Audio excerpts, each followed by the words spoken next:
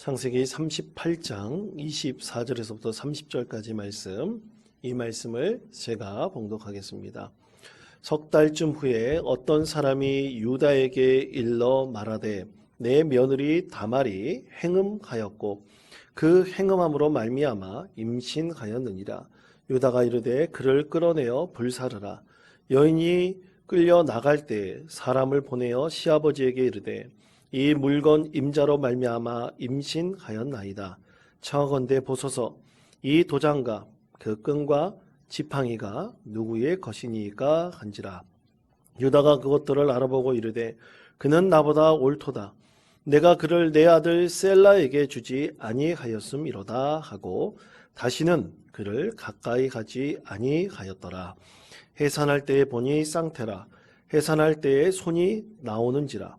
산파가 이르되 이는 먼저 나온 자라 하고 홍색 실을 가져다가 그 손에 메었더니 그 손을 도로 들이며 그의 아우가 나오는지라. 산파가 이르되 네가 어찌하여 터트리고 나오느냐 하였으므로 그 이름을 베레스라 불렀고 그의 형 곧 손에 홍색 실 있는 자가 뒤에 나오니 그의 이름을 세라라 불렀더라. 아멘. 대림절 두 번째 주일 창세기 강해로 계속해서 하나의 말씀을 전합니다. 요즘 제가 지인들에게 한 지인에게 추천받은 책 한 권을 아주 재미있게 읽고 있는데요. 책 제목이 왜 이대남은 동네북이 되었나라는 책입니다. 이대남이란 뜻은 여러분 아십니까? 이대남이 20대 남성을 뜻합니다. 여기 20대 남성들 꽤 계시죠? 제 아들도 20대 남성이 되었습니다.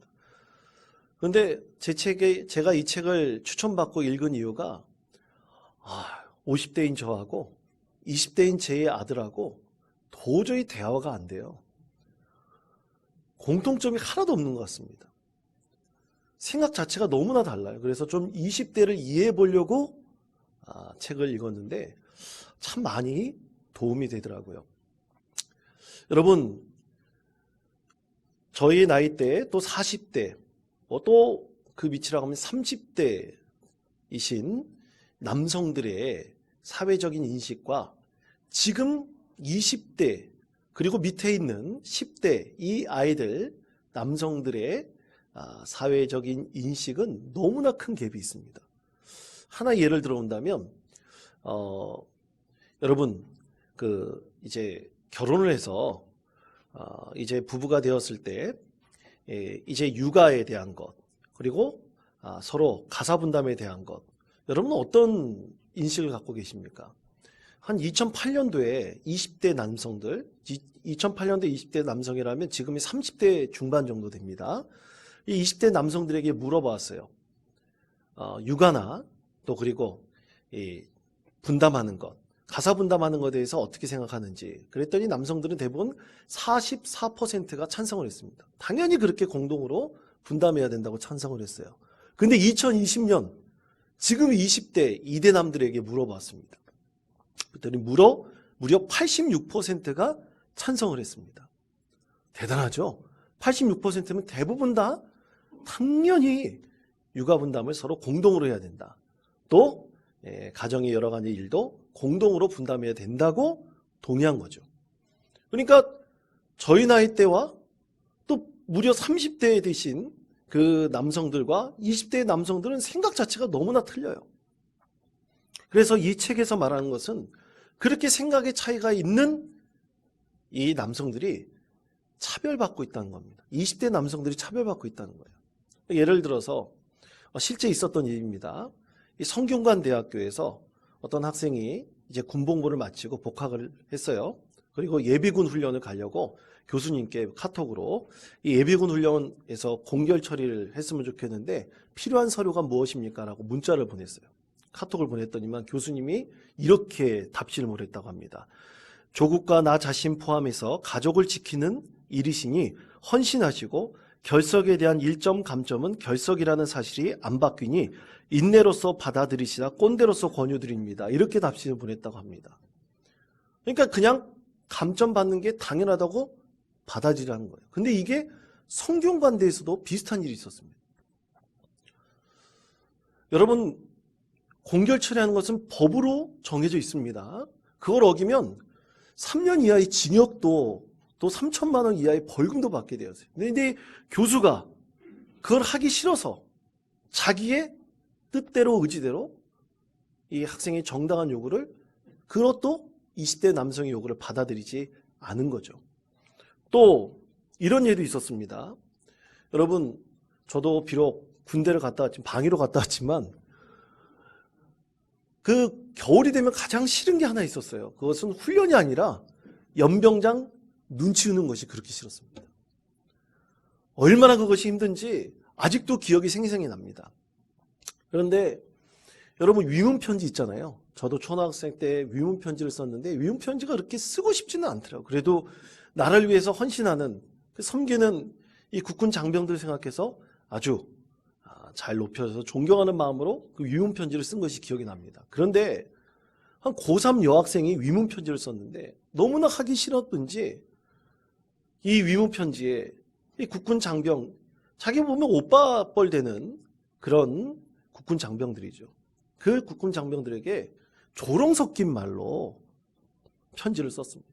그리고 맨 마지막에는 화이팅! 눈 잘 치우세요. 이렇게 써서 보냈다고 합니다. 여러분, 그런 편지를 받은 20대 남성, 혈기왕성한 그 나라의 국방의 의무를 지려고 군복무를 하고 있는 그분들에게 얼마나 큰 상처와 분노를 자아내는 편지입니까? 근데 그 책을 보면서 제가 또 깨달은 게, 예전에는 군필자에 대한 가산점이 있었는데 그것이 없애버렸다고 합니다. 저도 처음 알았습니다. 근데 그 책에서는 왜 그거를 없애버리느냐. 나라를 위해서 헌신한 18개월 동안, 짧게는 18개월 동안 헌신한 이 젊은 남성들에게 당연히 보상해줘야 하는 것은 옳은 것이다. 그렇게 주장을 했습니다. 이 책이 그래서 11월 달 그 정치 사회 분야의 베스트셀러 1위로 뽑혔다고 합니다. 20대 남성들이 그렇게 이 책을 보면서 마음의 공감을 갖는다고 합니다. 이 책의 키워드는 역시 공정입니다. 의로움입니다. 사회가 차별받지 않고 공정하고 의롭다고 한다면 당연히 지금 20대 남성들에게 차별이 있다면 그것도 시정해야 되는 것이 이 사회의 책임이죠. 자, 오늘 말씀도 바로 이것에 대한 말씀입니다. 다말, 하나님의 복을 받다. 이것이 오늘 말씀의 제목입니다. 여러분, 다말이라는 여인에게 어떻게 하나님께서 복을 주셨을까요? 여러분, 이것을 외형적으로, 피상적으로 본다면 다말은 시아버지하고 근친상간의 불륜을 저지른 여인입니다. 그것으로 인식한다면 도저히 하나님께서 다말이라는 여인에게 복을 주셨다는 것은 도저히 이해할 수 없는 일입니다. 왜 하나님께서 이 다말이라는 여인에게 복을 주셨을까요? 오늘 말씀을 통해서 하나님의 의, 하나님의 공의가 어떻게 말씀 가운데 실현되는지 저와 함께 그 은혜를 나누시는 믿음의 성도 되시기를 바랍니다. 여러분, 오늘 말씀의 배경은 이렇습니다. 유다의 세 아들이 있었습니다. 큰아들이 엘이고, 둘째가 오난이고, 셋째가 셀라입니다. 유다는 가나안에서 한 여인을 택하여 큰아들 엘을 장가 보냈죠. 며느리를 다말이라는 여인을 받아들였습니다. 여러분, 다말이라는 뜻은 참 아름다운 이름이에요. 종려나무라는 뜻입니다. 여러분, 예수님께서 예루살렘 성에 입성하실 때 많은 사람들이 나와서 예수님을 환영하지 않았습니까? 호산나 다윗의 자손이여 찬송하면서 종려나무 가지를 흔들면서 예수님을 맞이하였습니다. 그러니까 종려나무라는 것이 참 좋은 의미로 쓰이는, 그래서 다말이라는 이름이 참 아름다운 이름이죠. 복된 이름이죠. 그런데 유다는 다말이라는 이 여인을 보호해야 했습니다. 자기 큰아들이 죽었을 때, 또 그리고 수원법에 의해서 자기 둘째 아들 오난과 사이에서 아기를 낳도록 해야 되는데, 자녀를 보도록 해야 되는데 그러지 못하고 오난도 죽었습니다. 그렇다면 끝까지 유다는 수원법에 의해서 이 다말을 책임져야 했습니다. 그러나 책임지지 않았습니다. 그렇다면 하나님께서는 이 방관한 유다에 대해서 어떻게 하셨을까요? 그리고 하나님께서 이 다말을 얼마나 사랑하시고 그녀에게 복을 주셨을까요? 여러분, 오늘 말씀을 한 세 가지로 나누어 우리는 그 의미를 우리가 알 수가 있습니다. 첫 번째는 하나님의 법을 지키지 않은 유다에 대한 것입니다. 자, 창세기 38장 10절에서부터 11절까지 말씀, 우리 말씀을 목소리를 합하여 한 목소리로 읽겠습니다. 그 일이 여호와가 보시기에 악함으로 여호와께서 그도 죽이시니 유다가 그의 며느리 다말에게 이르되 수절하고 내 아버지 집에 있어 내 아들 셀라가 장성하기를 기다리라 하니 같이 죽을까 염려함이라. 다말이 가서 그의 아버지 집에 있으니라. 아멘. 자, 아까 말씀드린 대로 유다가 그 큰아들 엘을 위해서 다말이라는 여인을 며느리로 맞아들였습니다.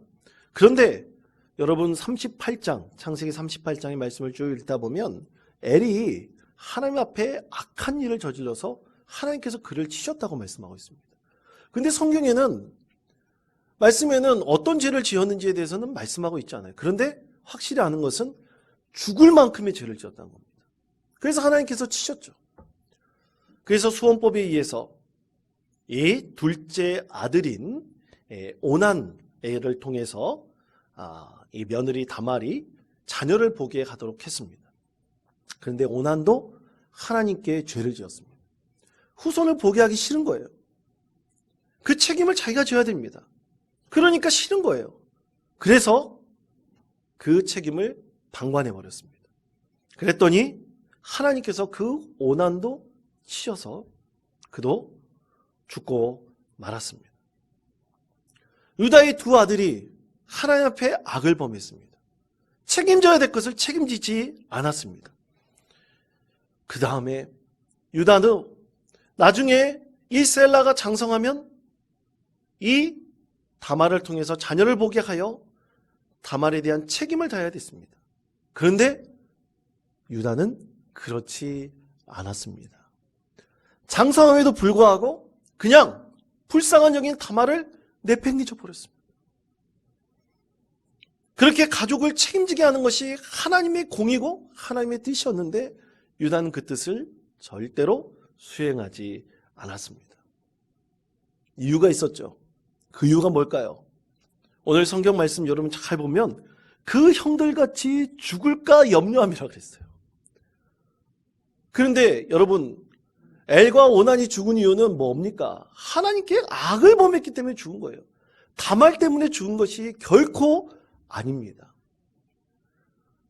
우리 한국 사람들은 이 성경 말씀을 읽으면 우리나라 사람 옛날 마음속에 속설로 남아있는 그 생각이 항상 있어요.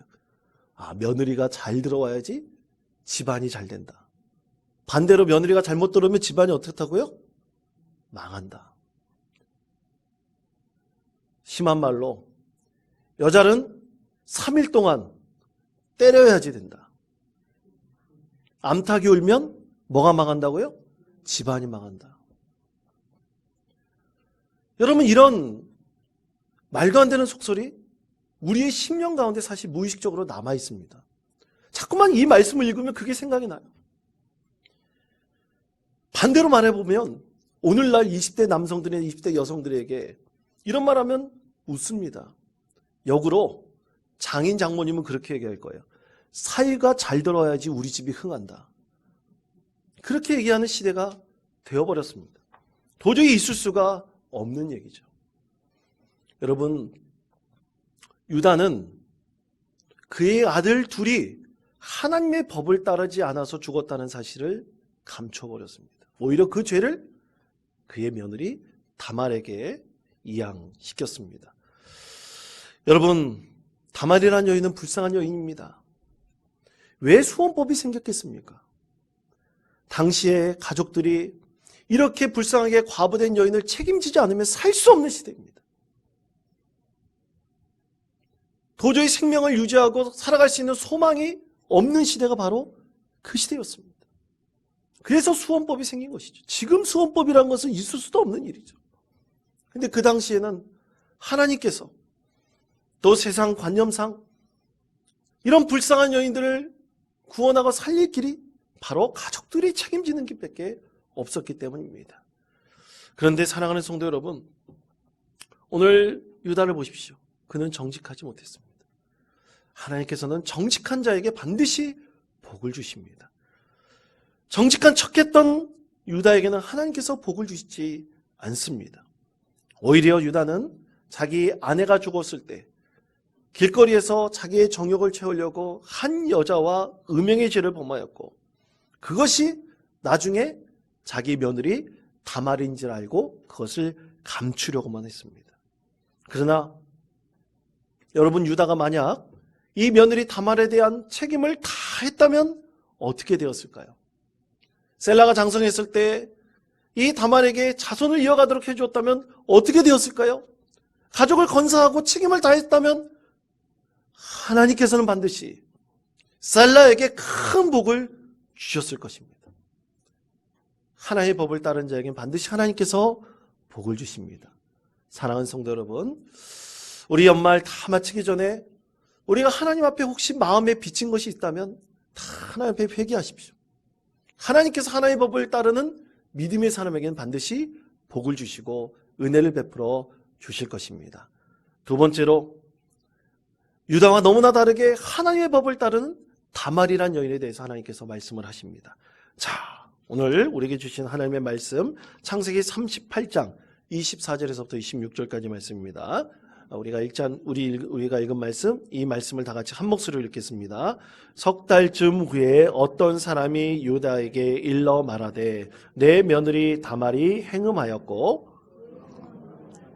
임신하였느니라. 유다가 이르되 그를 끌어내어 불사르라. 여인이 끌려나갈 때에 사람을 보내어 아버지에게 이르되 이 물건 임자로 말미암아 임신하였나이다. 청하건대 보소서. 도장과 그 끈과 지팡이가 누구의 것이니까 한지라. 유다가 그것들을 알아보고 이르되 그는 나보다 옳도다. 내가 그를 내 아들 셀라에게 주지 아니하였음이로다 하고 다시는 그를 가까이 하지 아니하였더라. 아멘. 자, 보십시오. 외적으로는 다말은 불륜을 저질렀죠. 씻을 수 없는 죄를 범했습니다. 그러나 유다는 어땠습니까? 오히려 그것을 합리화시키고 자신의 죄를 감추려고 했습니다. 그것에 대해서 다말은 지혜로운 여인으로서 그 지혜를 발휘하여 시아버지의 감추어진 죄를 드러내려고 했습니다. 그런데 여기서 다말은 그렇게 드러내기 위해 한 가지 결단할 것이 있었습니다. 그것은 자기의 목숨을 걸어야 했습니다. 오늘 24절 말씀해 보십시오. 그 며느리 다말이 행음했다는 소식을 듣고 유다는 며느리를 끊으려 해서 무슨 형벌을 가하라고 합니까?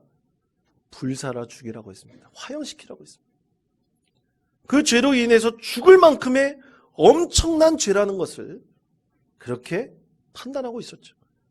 그랬던 이 다말은 목숨을 걸고 시아버지의 잘못을 드러내게 하려고 했습니다. 자, 우리가 읽지 않은 하나님의 말씀, 창세기 38장 23절의 말씀입니다. 이 말씀 다 같이 한 목소리로 읽겠습니다. 유다가 이르되 그로 그것을 가지게 두라.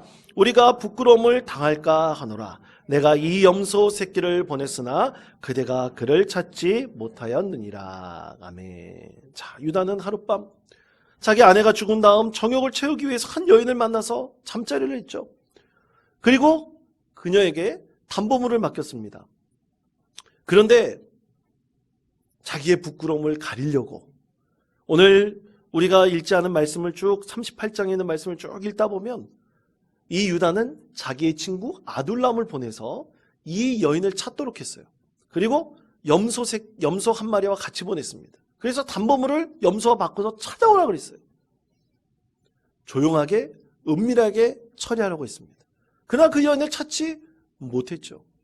그러면서 하는 얘기가 23절 말씀이 그냥 내버려둬라. 그거 계속 들춰냈다가는 나의 부끄러움이 드러날까봐 걱정했습니다. 그래서 그것을 감추었죠. 그러다가 석 달 이후 이 다말이 임신했다는 소식을 듣고 그녀를 죽이려고 했던 것입니다. 다말도 죄를 지었습니다. 참 부끄러운 죄죠. 하지만 하나님께서는 그녀를 벌하지 않으셨습니다. 오히려 유다가 책임져야 될 것을 책임지지 않고 방관하면서 음행의 죄를 진 것에 대해서 하나님께서 꾸짖으셨습니다. 그러면서 오늘 말씀 가운데 우리가 읽은 24절에서부터 26절까지 말씀에 보면 이 다말에 대해서 유다는 그렇게 말합니다. 그는 나보다 옳도다. 그것은 셀라를 내가 그에게 주지 않았기 때문이다. 그렇게 자기의 잘못을 고백하고 있습니다. 참으로 하나님께서는 다말의 의를 드러내셨습니다. 비록 위험에 빠져서 죽을 수 있는 상황이었지만 다말의 의를 드러내셔서 하나님의 뜻이, 하나님의 법이 온전히 지켜지도록 하셨습니다. 그런데 여러분 보십시오. 유다의 그 불륜의 죄는 드러나지 않았습니다. 철저히 감춰져 있습니다. 부끄러움을 가려주었어요. 오늘 말씀 26절 보면 다시는 그를 가까이 가지 아니하였더라 말씀하고 있습니다. 유다는 다말을 다시는 만나지 않았어요. 가까이 하지 않았습니다. 그리고 자기가 저지른 이 죄에 대해서 드러나지 않겠습니다. 사랑하는 성도 여러분, 참으로 부끄러운 일을 행한 사람도 있지만 다말은 이 부끄러운 가운데서도 하나님의 뜻을 온전히 이루었습니다. 하나님의 법을 지켰습니다. 그것을 지키라고 요구했습니다. 그때 하나님께서 그녀에게 복을 주셨습니다. 그것이 바로 세 번째입니다. 자, 하나님께서 어떤 복을 주셨을까요? 하나님께서 준 축복을 한번 여러분 보시기를 바랍니다. 창세기 38장 29절에서부터 30절까지 말씀입니다. 이 말씀을 다 같이 한 목소리로 읽겠습니다. 그 손을 도로 들이며 그의 아우가 나오는지라 산파가 이르되 그리고 나오느냐 하였으므로 그의 이름을 베레스라 불렀고 그의 형 곧 손에 홍색실 있는 자가 뒤에 나오니 그의 이름을 세라라 불렀더라. 아멘. 자, 하나님께서 참으로 죄 많은 여인이지만 분명 죄를 지었지만 하나님의 뜻을 이루려고 하는 다말에게 복을 주셨습니다. 어떤 복을 주셨습니까? 아들 하나만 주신 것이 아니라 아들 둘이나 쌍둥이나 되는 축복을 주셨습니다. 기쁨을 2배로 하나님께서 선물을 주신 것입니다. 자, 그 아들의 이름이 베레스입니다. 하나가. 베레스는 터트림이라는 뜻입니다. 여러분, 어제 새벽인가요? 우리나라가 포르투갈하고 경기하는 거 보셨습니까? 안 보신 분들이 꽤 많이 있군요. 저도 봤습니다. 여러분, 후반 그 추가 시간에 1점을 넣었을 때 제가 그때 제 아들하고 치킨 한 마리 시켜놓고 먹으면서 보고 있었거든요. 2대1이 됐을 때 와! 하고 소리 질렀습니다. 여러분도 그렇게 소리 지르셨죠? 예. 그런데 자고 있던 제 아내가 깜짝 깨서 일어나서 집안이 무너진 줄 알았다고 합니다. 여러분, 바로 이 함성, 이 터트림이 바로 베레스입니다. 기쁨의 탄성입니다. 너무나 기뻐가지고 하나님께서 2 아들을 주신 것에 대해서 너무나 기뻐서 와! 하고 이 다말이 하나님의 기쁨에 감복하였던 것이죠. 이런 2배의 기쁨을 하나님께서 하나님의 법을 따르고 하나님의 일을 이루려고 하는 바로 이 다말에게 복을 주신 것입니다. 그리고 하나님께서 이 다말을 어떻게 하셨습니까? 예수님의 족보에 기록된 참 놀라운 축복의 여인으로 하나님께서 삼으셨지 않습니까? 하나님께서 바로 이러한 복을 다말에게 주셨고 하나님께서 그를 높이 세우셔서 참으로 부끄러운 죄를 지은 여인이지만 그 죄를 뛰어넘어 하나님의 복을 받을 만한 참으로 은혜의 여인임을 하나님께서 널리 선포하셨던 것입니다. 사랑하는 성도 여러분, 하나님의 법을 따르고 하나님 법을 온전히 지키려고 하는 믿음의 사람에게는 하나님께서 반드시 복을 주십니다. 절대로 자기 의를 하나님 뜻에 합리화시키지 마시기 바랍니다. 여러분, 이솝 우화에 보면 여우와 신포도 이야기가 있습니다. 여우가 어느 날 숲을 지나가는데 아주 향긋한 포도 열매, 포도의 냄새를 맡았어요. 그래서 포도를 먹고 싶어서 포도나무 밑에 가서 펄쩍펄쩍 뛰었는데 이 포도 열매가 너무 높이 달려 있어서 도저히 먹을 수가 없었습니다. 안간힘을 써도 도저히 먹을 수가 없었어요. 그래서 여우는 돌아서면서 이렇게 말을 했다고 합니다. 저 포도는 너무 시어서 맛이 없을 거야. 정말 맛이 없는 포도였을까요? 아니면 자기 뜻을 합리화시켰을까요? 사랑하는 성도 여러분, 유다는 자기의 부끄러움을 감추고 하나님의 뜻을 이루지 않기 위해서 다말에게 모든 잘못을 뒤집어 씌웠습니다. 자기 합리화를 시켰습니다. 그러나 다말은 그렇지 않았습니다. 목숨을 걸고 하나님의 뜻을 이루려고 했고 그 하나님께서는 다말을 축복하시고 참으로 놀라운 은혜를 베풀어 주셨습니다. 사랑하는 성도 여러분, 말씀을 온전히 지키고 그 뜻을 따르는 사람에게 하나님께서 반드시 복을 주심을 믿으시기 바랍니다. 이 대림절 다 마치기 전에 우리 하나님 앞에 말씀을 온전히 지키지 못했던 거 있습니까? 내 의를 하나님의 의로 포장해서 보이려고 한 것이 있습니까? 이중적인 가치관으로 자기를 합리화한 적은 있지 않았습니까? 오늘 말씀을 통해서 다시 한번 내 자신을 성찰하며 하나님의 은혜 가운데 거하며 다말과 같이 하나님의 법을 온전히 따르는 사람, 하나님의 말씀을 따르는 믿음의 사람에게 주시는 놀라운 은혜와 축복을 올 한 해 온전히 얻으시고 마음껏 그 복을 누리시는 믿음의 성도 되시기를 간절히 축원드립니다.